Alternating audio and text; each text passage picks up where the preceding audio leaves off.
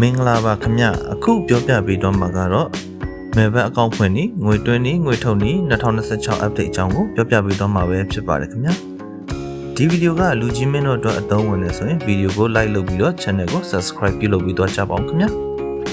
မဲဘက်အကောင့်ဖွင့်ဖို့အတွက် registration ကိုနှိပ်ပေးပါခင်ဗျ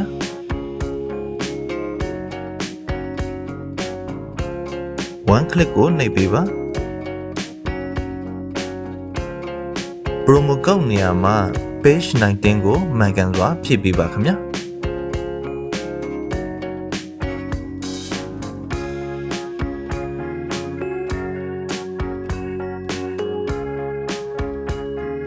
promo code page 19ကိုဖြည့်ပြီးသွားရင်တော့4000ကွက်လေးကိုနှိပ်ပေးပါခင်ဗျာ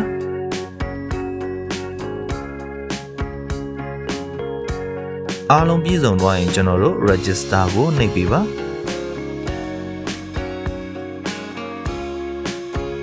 ဒီအဆင့်မှာတော့ဘောလုံးလေးကိုအဝိုင်းထဲဝင်အောင်ထည့်ပေးရမှာဖြစ်ပါတယ်ခင်ဗျာကျွန်တော်တို့အောက်ကအများလေးကိုဆွဲပြီးတော့ဘောလုံးလေးကိုအဝိုင်းထဲဝင်အောင်ဆွဲထည့်လိုက်ပါခင်ဗျာ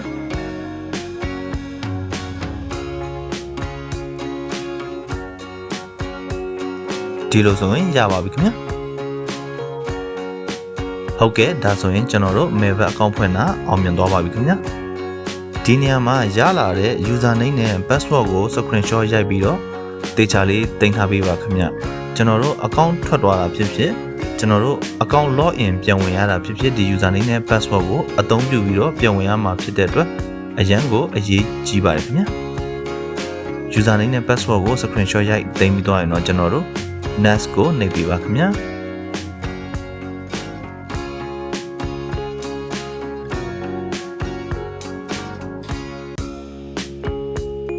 ဟုတ်ကဲ့ကျွန်တော်တို့ Maven ငွေတွင်းကြီးကိုဆက်ပြီးတော့လေ့လာရအောင်ငွေတွင်းဖို့အတွက်မီနူးကိုနှိပ်ပေးပါခင်ဗျာငွေတွင်းမှာဖြစ်တဲ့အတွက် deposit ကိုနှိပ်ပေးပါကျွန်တော်တို့ KP နဲ့ငွေတွင်းကြီးကိုအရင်ဆုံးကြည့်အောင်ခင်ဗျ KP လေးကိုနှိပ်လိုက်ပါကျွန်တော်ကဒီမှာနမူနာအချက်လက်လေးတွေကိုဖြည့်ပြမှာဖြစ်ပါတယ်ခင်ဗျာမိတ်ဆွေတို့ကတော့မိတ်ဆွေတို့ရဲ့အချက်လက်မှန်ကိုဖြည့်ပေးပါဒါမှမိတ်ဆွေတို့အကောင့်ထဲကိုငွေဝင်လာမှာပဲဖြစ်ပါတယ်အပေါ်ဆုံးမှာငွေတွင်းမဲ့ပမာဏကိုဖြည့်ပေးပါခင်ဗျာ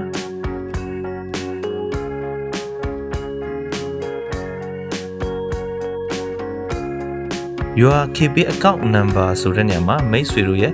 KP ဖုန်းနံပါတ်ကိုမှန်ကန်စွာထည့်ပေးပါခင်ဗျာကျွန်တော်ကနမူနာဖုန်းနံပါတ်တစ်ခုကိုထည့်ပြမှာဖြစ်ပါတယ်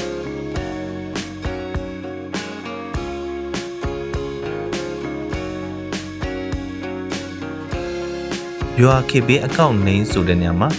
မိတ်ဆွေတို့ရဲ့ KP account အမည်ကိုမှန်ကန်စွာဖြည့်ပေးပါခင်ဗျာကျွန်တော်ကနမူနာနာမည်တစ်ခုထည့်ပြပါမယ်ကျွန်တော်တို့ငွေတွင်းတဲ့ပမာဏ KP ဖုန်းနံပါတ် KP အမည်ကိုဖြည့်ပြီးသွားရင်တော့အပေါ်မှာအသစ်ဖြစ်နေတဲ့ agent ဖုန်းနံပါတ်ရှိပါတယ်ခင်ဗျာ copy ယူလို့ရတာလေးရှိပါတယ် copy ယူပြီးတော့မိတ်ဆွေတို့ရဲ့ KP ထဲမှာအရင်ဆုံးငွေတော့လွှဲပေးပါခင်ဗျာငွေလွှဲပြီးရင် KP ရဲ့ transition history မှာ KBZ လောက်ဆောင်မှုအမှတ်အလုံး20ဆိုတာရှိပါလိမ့်မယ်ခင်ဗျာအဲ့ဒါကိုဒီ20 digits ဆိုတဲ့နေရာမှာအားလုံးမှန်ကန်စွာပြန်လာပြည့်ပေးဖို့လိုအပ်ပါတယ်ကျွန်တော်ကနမူနာကဏ္ဍတွေကိုဖြည့်ပြမှာဖြစ်ပြီးတော့မိတ်ဆွေတို့ကတော့မိတ်ဆွေတို့ရဲ့ KBZ လောက်ဆောင်မှုအမှတ်အလုံး20လုံးကိုမှန်ကန်စွာဖြည့်ပေးပါခင်ဗျာအရေးကြီးပါတယ်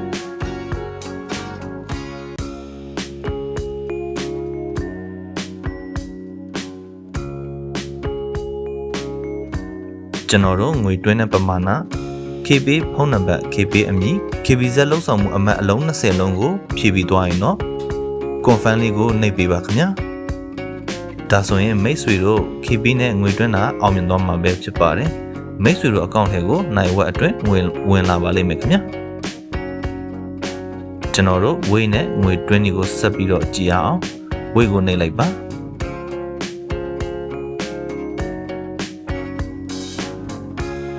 ကျွန်တော်ကဒီမှာနမူနာအချက်လက်လေးတွေပဲဖြည့်ပြမှာဖြစ်ပြီးတော့မိတ်ဆွေတို့ကတော့မိတ်ဆွေတို့ရဲ့ way အချက်လက်အမှန်ကိုဖြည့်ပြီးပါဒါမှမိတ်ဆွေတို့အကောင့်ထဲကိုငွေဝင်လာမှာပဲဖြစ်ပါတယ်ခင်ဗျအပေါ်ဆုံးမှာငွေတွင်းမဲ့ပမာဏကိုဖြည့်ပြီးပါခင်ဗျ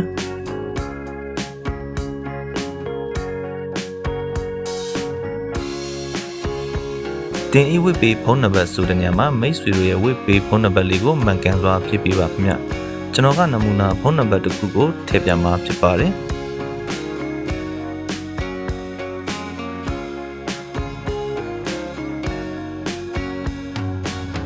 တင်ဤဝိပေအကောင့်ကိုင်ဆောင်သူအမည်ဆိုတဲ့နေရာမှာမိတ်ဆွေတို့ရဲ့ဝိအကောင့်အမည်ကိုမှန်ကန်စွာထည့်ပေးပါခင်ဗျာကျွန်တော်ကနမူနာနာမည်လေးဖြည့်ပြပါမယ်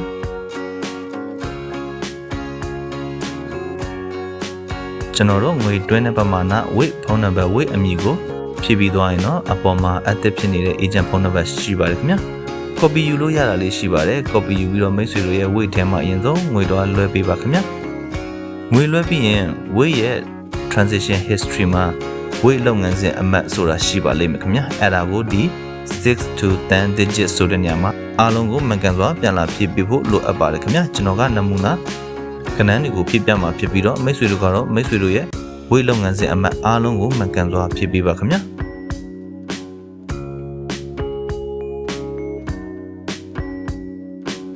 ဝိမှာတခါတလေကြာရင်ငွေတွင်းတဲ့အတည်ပြု screenshot ကိုတောင်းတက်ပါတယ်ခင်ဗျာဒါဆိုရင်အပေါင်းလက္ခဏာလေးကိုနှိပ်ပြီးတော့မိတ်ဆွေတို့ငွေလွှဲထားတဲ့ငွေတွင်းအတည်ပြု screenshot လေးကိုထည့်ပေးရမှာဖြစ်ပါတယ်ဒီနေရာမှာငွေတွင်းအတည်ပြု screenshot ကိုမတောင်းဘူးဆိုရင်တော့ထည့်ပေးစရာမလိုပါဘူးဒီမှာတော့တောင်းတဲ့အတွက်အပေါင်းလက္ခဏာလေးကိုနှိပ်ပြီးတော့မိတ်ဆွေတို့ငွေလွှဲထားတဲ့ screenshot လေးကိုထည့်ပေးရမှာဖြစ်ပါတယ်ခင်ဗျာကျွန်တော်တို့ငွေတွင်းတဲ့ပမာဏဝိဖုန်းနံပါတ်ဝိအမည်ငွေတွင်းအတည်ပြု screenshot ဝိလုပ်ငန်းစဉ်အမှတ်အားလုံးဖြည့်ပြီးသွားရင်တော့ကျွန်တော်တို့ confirm လေးကိုနှိပ်ပေးပါခင်ဗျာဒါဆိုရင်ဝိနဲ့ငွေတွင်းတာအောင်မြင်သွားမှာပဲဖြစ်ပါတယ်မိတ်ဆွေတို့အကောင့်ထဲကိုနိုင်ဝက်အတွင်းငွေဝင်လာပါလိမ့်မယ်ခင်ဗျာ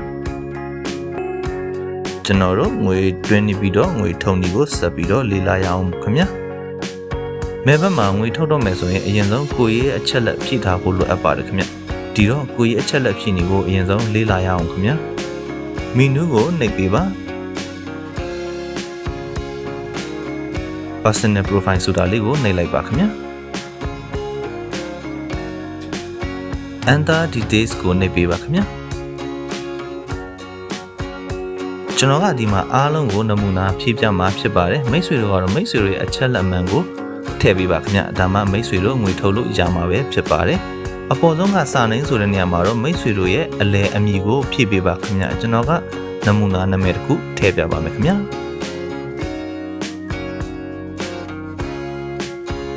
first name ဆိုတဲ့နေရာမှာမိတ်ဆွေတို့ရဲ့ပထမဆုံးအမည်ကိုထည့်ပေးပါခင်ဗျာကျွန်တော်ကနမူနာနာမည်ထပ်ထည့်ပြပါမယ်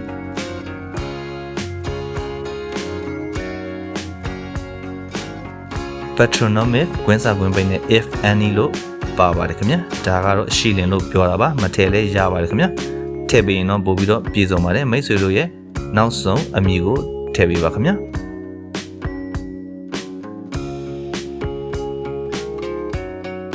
date of birth ကတော့မိတ်ဆွေတို့ရဲ့မွေးလမွေးရက်မွေးနှစ်ဖြစ်ပါတယ်ခင်ဗျာနှိပ်လိုက်ပါကျွန်တော်က2000လောက်ကိုနမူနာထည့်ပေးလိုက်ပါမယ်ခင်ဗျာ place of birth ကတော့မွေးဖွားတဲ့နေရာဖြစ်ပါတယ်ကျွန်တော်ကဒီမှာအားလုံးကိုရန်ကုန်ပဲလွယ်လွယ်ကူကူလေးနမူနာဖြည့်ပြမှာဖြစ်ပါတယ်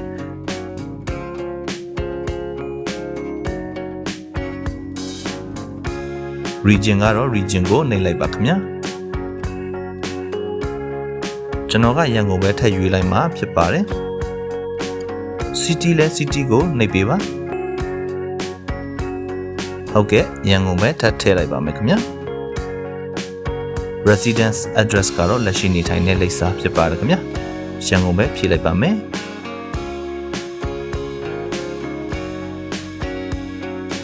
document type ကတော့ document type ကိုနှိပ်လိုက်ပါကျွန်တော်တို့ကမှတ်ပုံတင်နံပါတ်ဖြည့်ရမှာဖြစ်တဲ့အတွက် national ID card ကိုရွေးချယ်ပေးပါ series ကွင်းစာကွင်းပိတ်နဲ့ if have လို့ပါပါတယ်ခင်ဗျရှိလင်လို့ပြောတာပါမထည့်လည်းရပါတယ်ထည့်ပြီးရင်တော့ပို့ပြီးတော့ပြည်စုံပါတယ်ခင်ဗျမိတ်ဆွေတို့ရဲ့မှတ်ပုံတင်တွေကမြို့နာမည်လေးရဲ့အတူကောက်ကိုထည့်ပေးရမှာဖြစ်ပါတယ်နမူနာအနေနဲ့မြစ်ကြည်နာဆိုရင်မကာနာလို့အတူကောက်ထည့်ရမှာဖြစ်ပြီးတော့ရန်ကုန်တောင်တကုံဆိုရင်တာဒါကလို့အတူကောက်ထည့်ရမှာဖြစ်ပါတယ်ကျွန်တော်ကတောင်တကုံတာဒါကကိုနမူနာထည့်ပေးလိုက်ပါမယ်ခင်ဗျ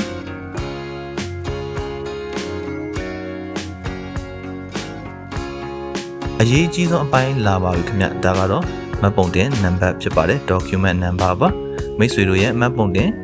နံပါတ်အားလုံးကိုမှန်ကန်စွာဖြည့်ပေးဖို့လိုအပ်ပါတယ်ကျွန်တော်ကဒီမှာနမူနာကဏ္ဍလေးတွေဖြည့်ပြမှာဖြစ်ပြီးတော့မိတ်ဆွေတို့ကတော့မိတ်ဆွေတို့ရဲ့မှတ်ပုံတင်နံပါတ်အားလုံးကိုမှန်ကန်စွာဖြည့်ပေးပါခင်ဗျာ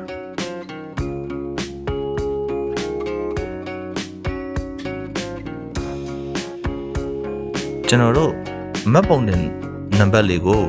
တေချာမှန်ကန်စွာဖြည့်ပြီးသွားရင်တော့ date or issue ကတော့မှတ်ပုံတင်ထုတ်ပေးတဲ့ရက်စွဲဖြစ်ပါတယ်ခင်ဗျာ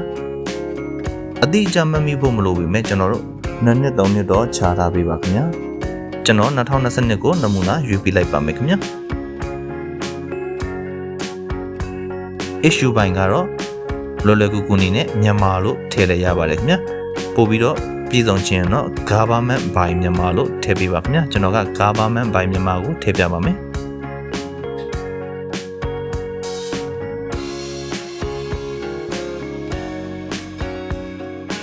government by မြန်မာဖြစ်ပါတယ်ခင်ဗျာဟုတ်ကဲ့ဒီလောက်ဆိုရင်တေချာလေးမြင်ရမှာဖြစ်ပါတယ်ကျွန်တော်တို့အချက်လက်အားလုံးကိုဖြည့်ပြီးသွားရင်တော့နှစ်ခါသုံးခါလောက်တေချာလေးပြန်စစ်ပေးပါခင်ဗျာအားလုံးမှန်ကန်သွားရင်တော့ save ကိုနှိပ်လိုက်ပါ successful ဖြစ်သွားရင်တော့ကျွန်တော်တို့ကိုကြီးအချက်လက်ဖြည့်တာအောင်မြင်သွားမှာပဲဖြစ်ပါတယ်ခင်ဗျာကျွန်တော်ကနမူနာဖြည့်ပြတာဖြစ်တဲ့အတွက်ပြန်ထွက်လိုက်ပါမယ်ခင်ဗျာ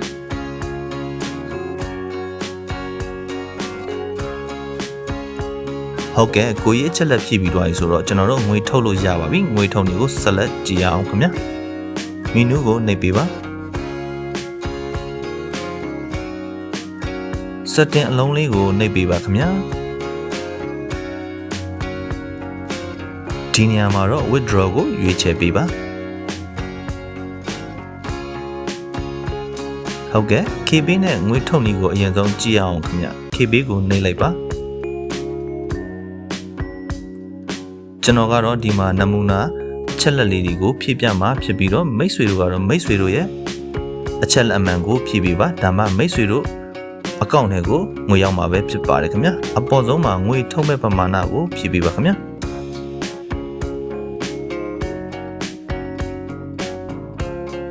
your KB account number ဆိုတဲ့နေရာမှာမိတ်ဆွေတို့ရဲ့ KB account number ကိုတေချာလေးမှန်ကန်စွာဖြည့်ပေးပါခင်ဗျာကျွန်တော်ကနမူနာနံပါတ်တစ်ခုကိုထည့်ပြမှာဖြစ်ပါတယ်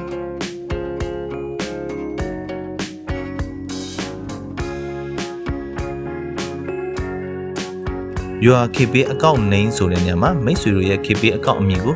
မှန်ကန်စွာထည့်ပေးပါခင်ဗျာကျွန်တော်ကနမူနာနာမည်ထည့်ပြပါမယ်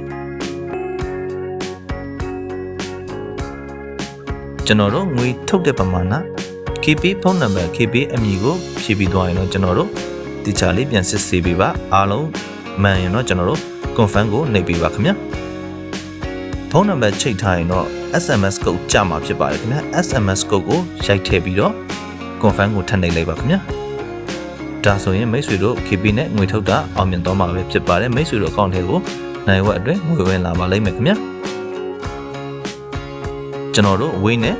ငွေထုတ်နည်းကိုဆက်ပြီးတော့ကြည့်အောင်ခင်ဗျာဝေးကိုနှိပ်ပြီးပါကျွန်တော်ကဒီမှာလဲနမူနာအချက်လက်လေးတွေပဲဖြည့်ပြမှာဖြစ်ပါတယ်မိတ်ဆွေတို့ကတော့မိတ်ဆွေတို့ရဲ့အချက်လက်မှန်ကိုဖြည့်ပြီးပါဒါမှမိတ်ဆွေတို့ account ထဲကိုငွေရောက်မှာပဲဖြစ်ပါတယ်အပေါ်ဆုံးမှာငွေထုတ်မဲ့ပမာဏကိုဖြည့်ပေးပါခင်ဗျာ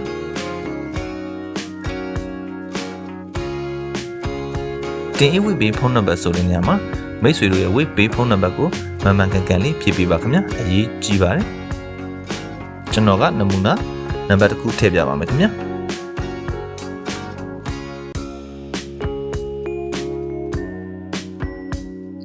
တင်အဝိပေးအကောင့်ကင်ဆောင်သူအမည်ဆိုတဲ့နေရာမှာမိတ်ဆွေတို့ရဲ့ဝေးအကောင့်အမည်လေးကိုမှန်ကန်စွာဖြည့်ပေးပါခင်ဗျာကျွန်တော်ကနမူနာနာမည်လေးဖြည့်ပြပါမယ်ကျွန်တော်တို့ငွေထုတ်တဲ့ပမာဏဝေးဖုန်းနံပါတ်ဝေးအမည်ကိုထည့်ပြီးတော့ရင်တော့တေချာလေးပြန်စစ်ဆေးပေးပါခင်ဗျာအားလုံးမှန်ကန်ပြီဆိုရင်ကျွန်တော်တို့ confirm ကိုနှိပ်ပေးပါဖုန်းနံပါတ်ချိတ်ထားရင်ကျွန်တော်တို့ SMS code ကြမှာဖြစ်ပြီးတော့ SMS code ကိုရိုက်ထည့်ပြီးတော့ confirm ကိုထပ်နှိပ်ပေးပါခင်ဗျာဒါဆိုရင်မိတ်ဆွေတို့ဝေးနဲ့ငွေထုတ်တာအောင်မြင်တော့ပါပြီမိတ်ဆွေတို့ account ထဲကိုနိုင်ဝက်အတွင်းငွေဝင်လာမှာပဲဖြစ်ပါတယ်ခင်ဗျာဟုတ်ကဲ့ပါခင်ဗျာဒီဗီဒီယိုကမိတ်ဆွေတို့အတွက်အကျိုးရှိတယ်ဆိုရင်ဗီဒီယိုကို like လုပ်ပြီးတော့ channel ကို subscribe ပြုလုပ်ပြီးတော့ကြပါအောင်ခင်ဗျာအဆုံးထိကြည့်ရှုပေးတဲ့အတွက်အားလုံးကိုကျေးဇူးအထူးပဲတင်ရှိပါတယ်ခင်ဗျာ